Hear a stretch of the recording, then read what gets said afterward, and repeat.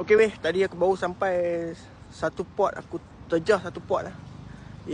Aku berada di satu tempat. Aku tengok tadi start aku naik yang atas tu ada dua couple. Dua orang couple. Bila aku naik depa nak belah. Depa nak belah, nampak sangat buat salah lah.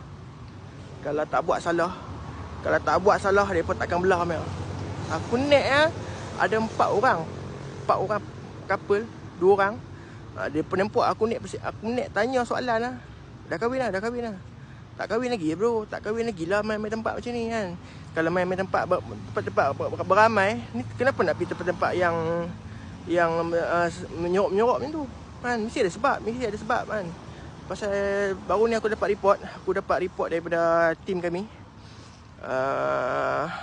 Tak sangka hari ni aku boleh nampak depa. Buat port, menjadi port lah satu tempat kat itu. Apapun jangan lupa share banyak tempat lagi kita boleh explore.